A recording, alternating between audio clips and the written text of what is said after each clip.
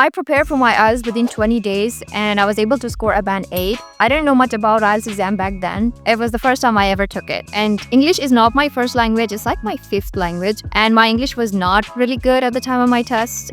Honestly, it was really bad when I was at school. Now I'm an online IELTS tutor on Preply for almost 2 years and I've been able to help students achieve 7+ bands on their tests. So having to go from struggling myself with the test to becoming a tutor is kind of crazy, but it's really simple if you focus on the strategy. And IELTS is all about structure. And having to have a lot of experience in that area, I'll tell you what you need to know about this exam that will make your life very easier.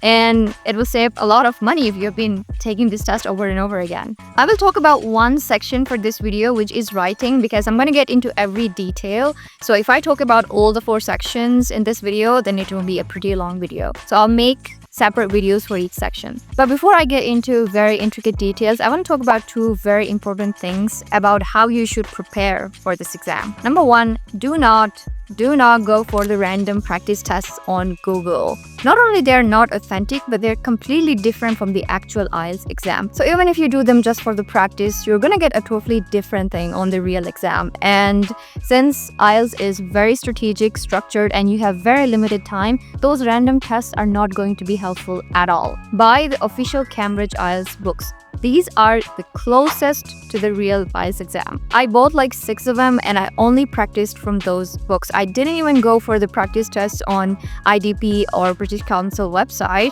So if you have time and you want to go for some extra practice tests, then sure, but in my experience, the books are more than enough and they are more helpful than any other practice materials. Number 2, when you do the practice tests, do it under exam conditions, like obviously do not cheat. And then after you are done, spend as much time as you can analyzing your answers. This is the crucial part that no one does. You take a test, score horrible, then you immediately go for the next test, hoping this time you will get it right. But guess what? You're repeating your mistakes over and over again. Hear me out. Doing one practice test, then sitting down and analyzing your answers is far more effective than doing 10 practice tests in a row. Especially the reading part. After you're done, you should read the passage over and over again, 10 times if needed, to know what you did wrong and why you did wrong, and to understand what were you supposed to look for and what you did instead.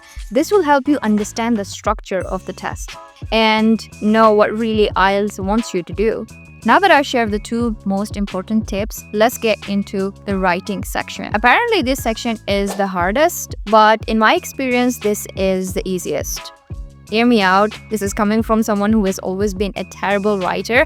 At school, it would take me forever to write the topic sentence. But I find the IELTS writing section easier because it follows a legit, clear structure. Once you copy-paste that structure in your brain, there is no way you can go off the topic or get stuck and get confused about what to say next, what to write. And the writing section has 2 parts, task 1 and task 2.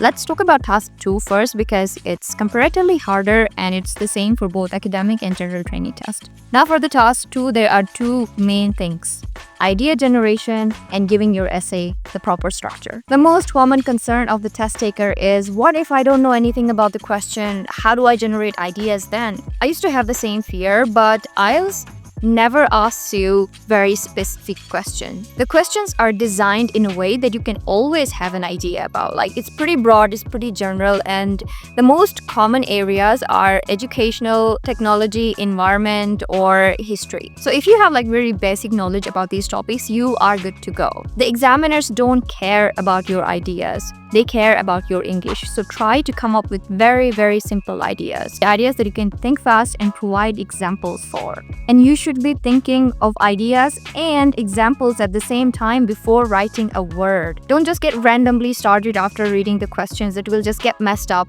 and you will write so many random things until you actually start making a point. In the first 5 minutes, just read the question and come up with ideas. Keep the ideas simple and think of the examples at the same time. So do not start your essay until you have a very clear sketch of what are your ideas and how are you going to provide examples for each. And to stay on the safe side, do part 2 first and leave part 1 for later. Because unlike part 1, part 2 requires you to generate and think of your own ideas from the scratch. So you need to be calm and not in hurry to come up with good ideas fast. Say you spend longer on part 1 and now you have like really less time for part 2. Now you'll panic and you'll mess up your whole essay. I started with part 2 and it did take me longer. I had like 10 minutes left for part 1, but I was still able to do it in 10 minutes because really, it's just looking at the data and summarizing it. But if it's like impossible for you to start with part 2, you really want to go for part 1 first, make sure that you don't spend more than 20 minutes on part 1 and leave like whole 40 minutes for the part 2. Now, let's talk about the structure of your essay. IELTS follows a very clear structure. So, first of all, you start by paraphrasing the question. You don't need to worry about, okay, what should be my topic sentence? How do I hook the reader? So, first of all, you don't have to hook the reader. The examiners are literally paid to read your essay, so you don't need to hook them or anything. You just start by paraphrasing the question. And this actually saves you a lot of time. Otherwise, if you're like me, you would spend half the time thinking about how to start. After that, based on question, you give your statement. Whether you agree or disagree, or to what extent do you agree or disagree, you know the type. So like basically whatever you're going to talk about in the rest of the paragraphs, you just give an overview of that, where you clarify and take position. Many students stay neutral.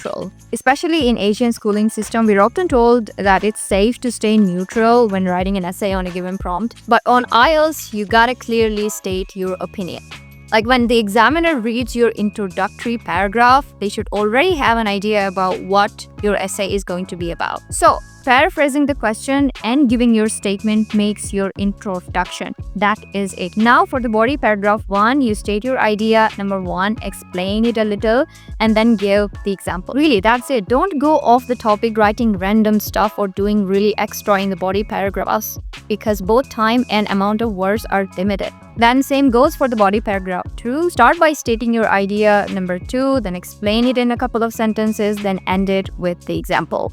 Then you conclude it by summarizing your ideas. Now, there can be other structures that your teachers taught you, but I find this structure to be very simple and very easy to organize your ideas. Let's now look at this example essay. It's from Cambridge IELTS 15. Some people think that the best way to increase road safety is to increase the minimum legal age for driving cars or riding motorbikes.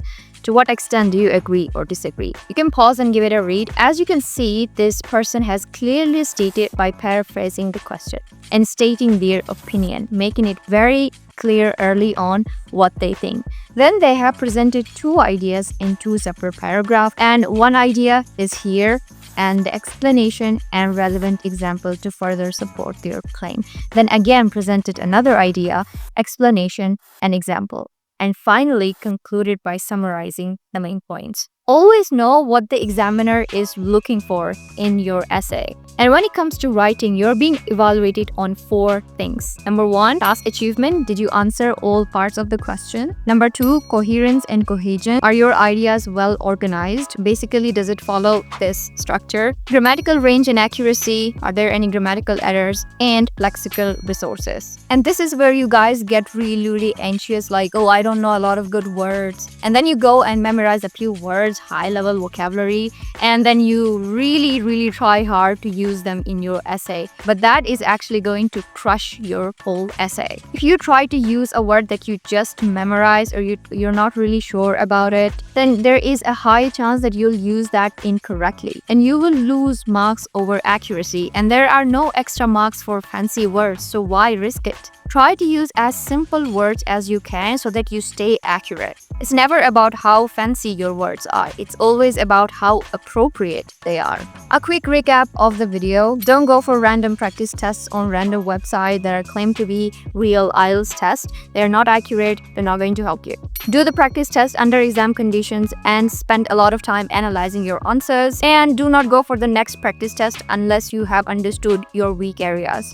To generate ideas fast, keep them simple. Spend the first few minutes just thinking and brainstorming and thinking about relevant examples. If you can't provide an example for that idea, don't go for it. Keep this structure in your mind. Follow it like a holy book. Paste it on your fridge or on your friend's forehead. Just keep it in your mind. And use simple words. Don't try to sound fancy. Focus on accuracy. Hope that helped, and hopefully I'll make another video about writing again to cover part 1 for both academic and general training tests. If you have any questions, comment them down below or DM me. We can work it on together. Thanks for watching. Good luck for your test. You've got this.